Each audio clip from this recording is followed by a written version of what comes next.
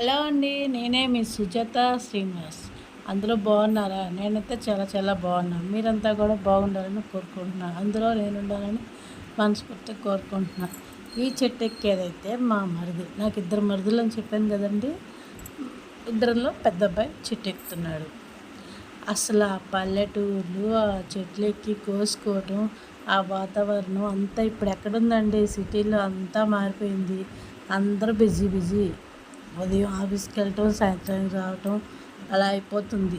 పల్లెటూరులో అంటే ఆ చెట్లు ఎక్కటము, కోసుకోవటం, ఏదైనా తినాలి అనిపిస్తే ఇక్కడంతా కొనుక్కోవటమే కదండి. సిటీల్లో అంతా.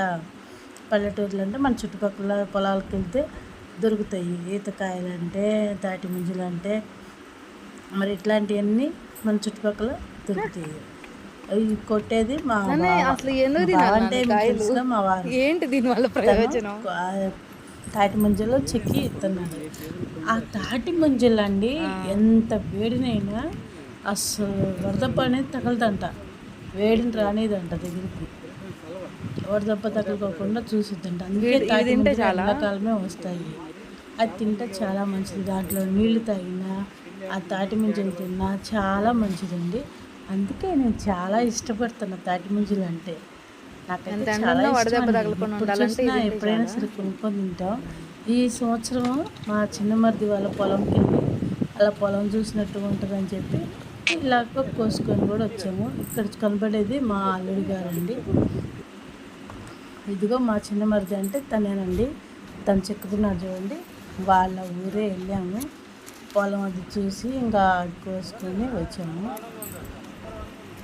ఇప్పుడు వెళ్ళిన అమ్మాయి మా చిన్న మరిది వాళ్ళ అమ్మాయి. ఈ అబ్బాయి మా మరిది వాళ్ళ అబ్బాయి. ఇంకా మా బావ తీసుకొచ్చేస్తున్నాడు అల్లుడికి కూతురికి. ఇక్కడ అల్లుడు కూతురు కూర్చున్నారు.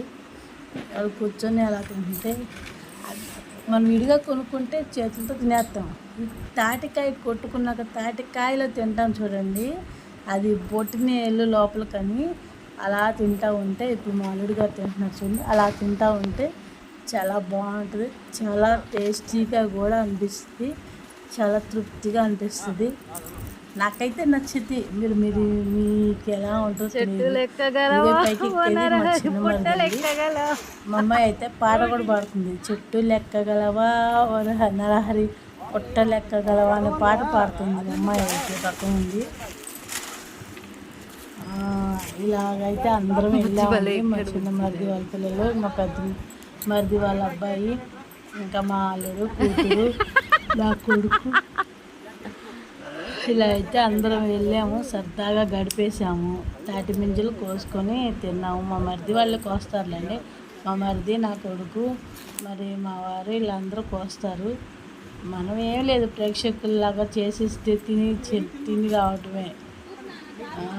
అయినా కానీ అందరం కలిసి వెళ్తామండి. సరదాగా ఉంటుంది, చాలా బాగుంటుంది. మీరు ఎప్పుడైనా